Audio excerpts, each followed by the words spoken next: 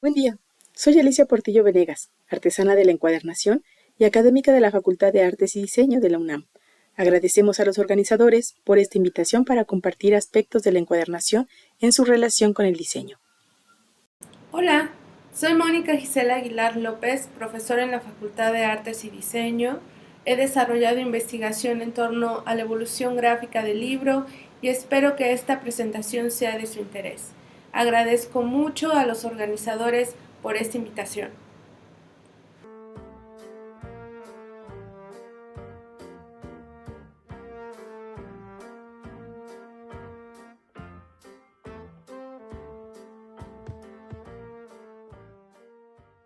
Cuando nos encontramos frente a los pasillos de una librería o los estantes de una biblioteca, nuestro primer contacto visual con los libros es a través de su cubierta, la que hoy día se nos presenta por medio de composiciones que en su mayoría integran texto e imagen, y cuyos atributos visuales muchas veces nos intrigan o estimulan a revisar el contenido que resguardan en sus páginas internas.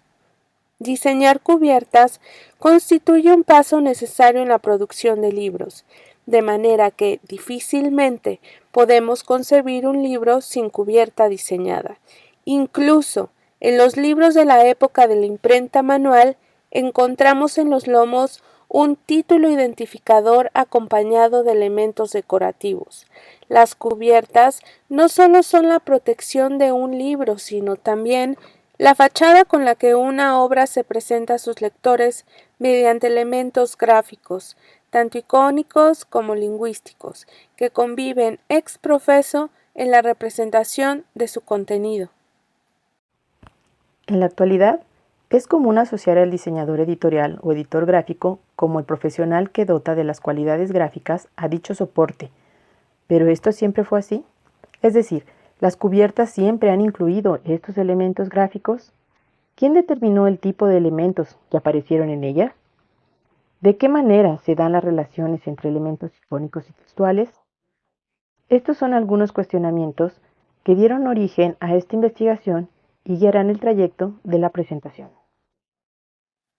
Para responderlo será necesario darnos una vuelta al pasado e introducirnos en la búsqueda de ejemplares que podrían considerarse antecedentes de las cubiertas de los libros actuales, algo que fue viable a través del estudio de un acervo bibliográfico como el de la Biblioteca de la Academia de San Carlos, el cual cubre un rango histórico de 409 años, definido por el material más antiguo de 1550 y el más reciente de 1959.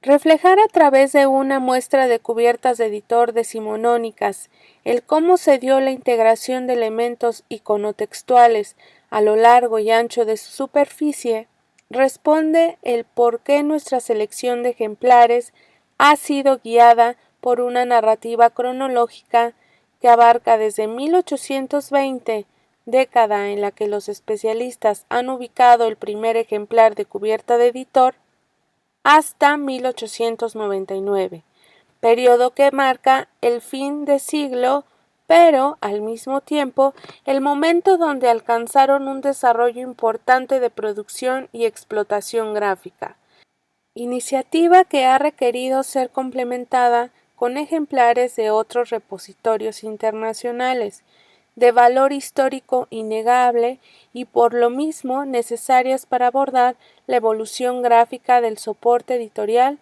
que hoy nos ocupa. El libro ha sido el objeto que por tradición histórica ocupa un lugar protagónico entre otros soportes editoriales.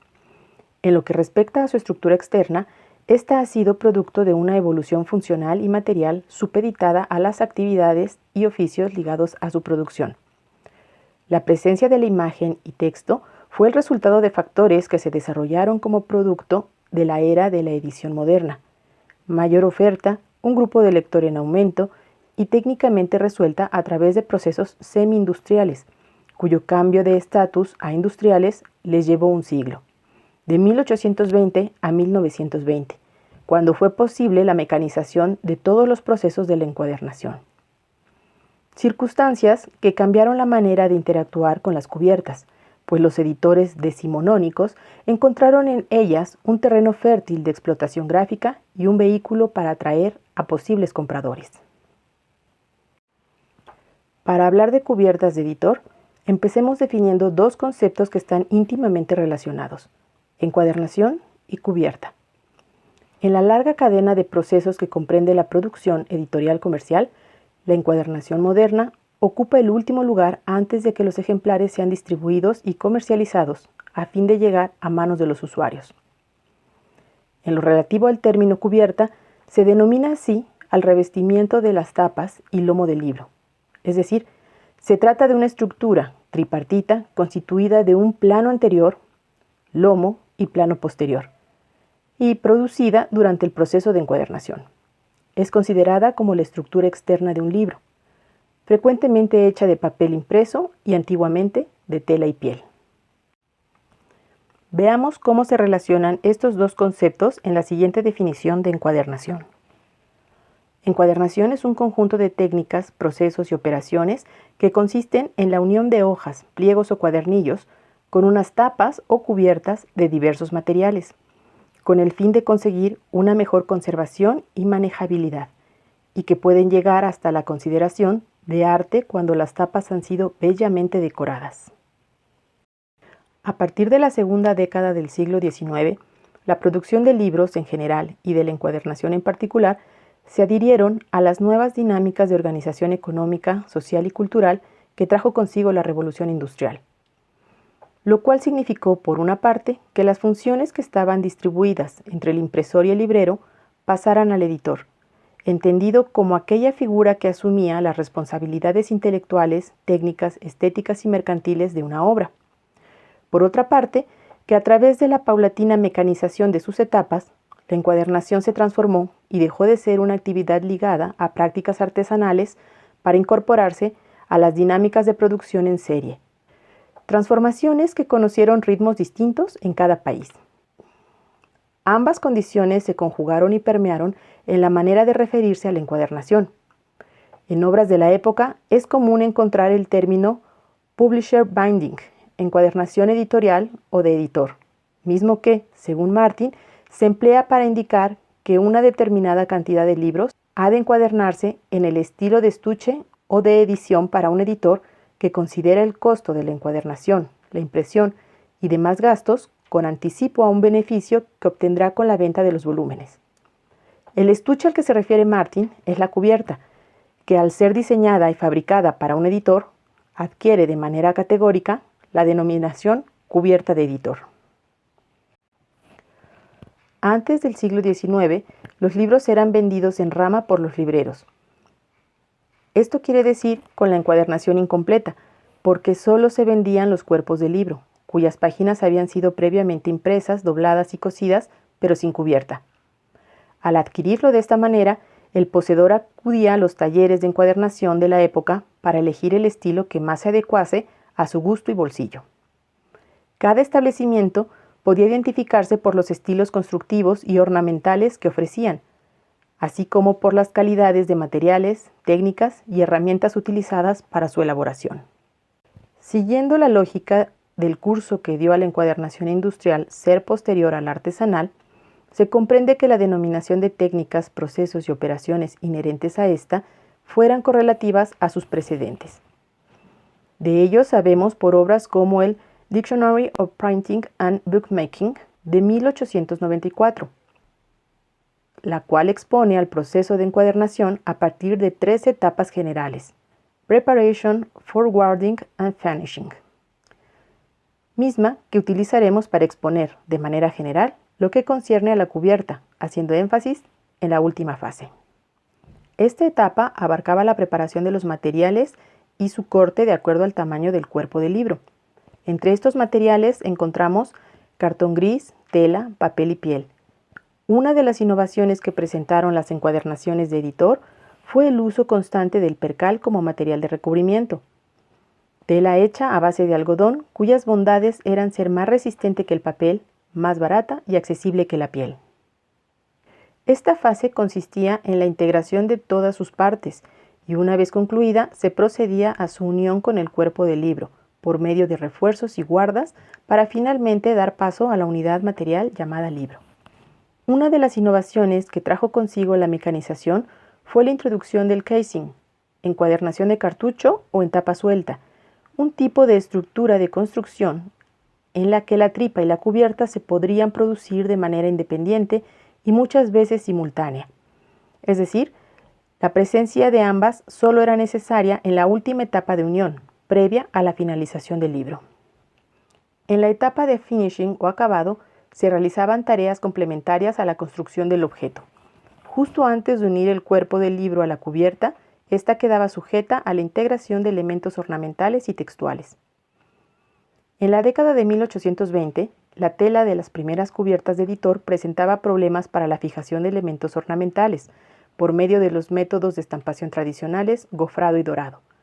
En este sentido, los elementos textuales, título de la obra, nombre del autor y nombre de la editorial, a los que otros autores se han referido como peritextuales, fueron integrándose de manera paulatina a lo largo y ancho de las cubiertas. Los primeros ejemplares que surgieron en la segunda década decimonónica incorporaron el título del libro en el lomo mediante una etiqueta en el área del tejuelo. En 1830 ya era posible ver tanto elementos ornamentales como peritextuales integrados en composiciones impresas directamente en las telas. En 1840 había talleres en donde los encuadernadores continuaron generando composiciones con herramientas de grabado y motivos tradicionales, pero también tuvieron que ajustarse al uso de matrices de metal y herramientas de mayor tamaño propias de la Revolución Industrial. Esto para reducir el tiempo que representaba decorar las cubiertas con piezas pequeñas. 1850 marca un hito importante dentro de las cubiertas de editor. A partir de este periodo, comenzaron a producirse composiciones ornamentales originales para una obra, colección y editor particulares. En esta década encontraremos motivos inéditos en ambos planos, entre ellos marcas de editor, generalmente ubicadas en la parte central del plano posterior. Para 1870, las innovaciones técnicas logradas por el avance de la fotografía y la cromolitografía habían alcanzado su aplicación en las cubiertas de los libros. Además de que se logró un método eficaz para impresión en color directamente sobre las telas, durante esta década fue posible encontrar en las cubiertas composiciones iconotextuales más elaboradas, arriesgadas y extensas. En general, los elementos ornamentales ocupaban la mayor parte del área de los planos anteriores, mientras que, en los posteriores, era una práctica común que se utilizara una composición menos llamativa o incluso que se prescindiera de ella. Cuando se optaba por su impresión, los editores decidían por algunas de las modalidades posibles para reducir los costos de producción, en ciego, dorado o en una tinta, generalmente negra. En la década de 1880, los motivos icónicos no solo cumplían una función decorativa, sino también ilustrativa. El título de la obra, generalmente colocada en el plano anterior y en el lomo, ahora se acompañaba de elementos icónicos en aras de clarificar significados y presentar el contenido del libro. La introducción de ilustraciones no evitó que los elementos ornamentales siguieran utilizándose. En algunos casos, se combinaron y dieron lugar a propuestas complejas. Para su producción, los editores encargaron a dibujantes, artistas o artistas comerciales composiciones iconotextuales originales. Muchos de ellos pronto comenzaron a distinguirse por su habilidad y estilo, potencial aprovechado por los editores, quienes utilizaron esta fama como estrategia comercial de sus productos. Para este periodo era común que los artífices incluyeran su nombre, firma o anagrama como parte de sus diseños. Finalmente, en los últimos 10 años del siglo XIX, se consolidó la participación de los artistas comerciales en el proceso de producción del libro. Incluso, hubo quienes se especializaron en el diseño de cubiertas. En el caso de algunos libros de la Biblioteca de la Academia de San Carlos, hemos podido identificar el nombre de Paul Sauce, ilustrador y grabador francés, quien trabajó para diferentes editores de la época. Es importante destacar que en las últimas 2 décadas del siglo, los elementos iconotextuales cambian en cada obra y su tratamiento formal varía notablemente de editor a editor. No obstante, coinciden en alejarse de los tradicionales encuadramientos simétricos constituidos por motivos ornamentales, para dar paso a composiciones que dividen o exaltan el espacio gráfico, sea en lo vertical o en lo horizontal, e incluso añadiendo elementos oblicuos. Todo ello debido, en gran parte, a la inserción de artífices con diferentes perfiles que se adaptaron a las dinámicas de producción editorial mecanizada. Es decir, hubo un reemplazo gradual de aquellos especialistas que se ceñían en la construcción y decoración manual del objeto libro por aquellos que con habilidad e ingenio generaban composiciones iconotextuales siguiendo el gusto y necesidades de los editores de la época. Asimismo, a través de las cubiertas presentadas, hemos visto que los dibujantes, ilustradores, utilizan el lettering y la alteración de las formas de las letras como recurso gráfico, siguiendo patrones estilísticos que proliferaron durante ese periodo.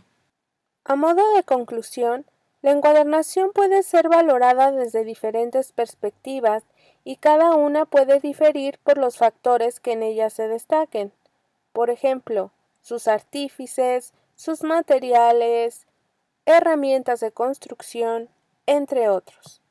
Esta exposición sobre lo diseñado en las cubiertas propone ser una aproximación introductoria a la historia del diseño de cubiertas de libros impresos, a partir de las variantes más afines a las innovaciones industriales de la época y con mayor expectativa en su distribución, a través de objetos que probablemente fueron el resultado de una praxis similar a la actual y que, tentativamente, es posible deducir por las características visuales que estos objetos presentan, texto e imagen, aspectos que hoy se reconocen como las materias primas del diseño y la comunicación visual, y que en el contexto del siglo XIX se trataron de elementos, procesos e innovaciones del diseño de cubiertas de editor.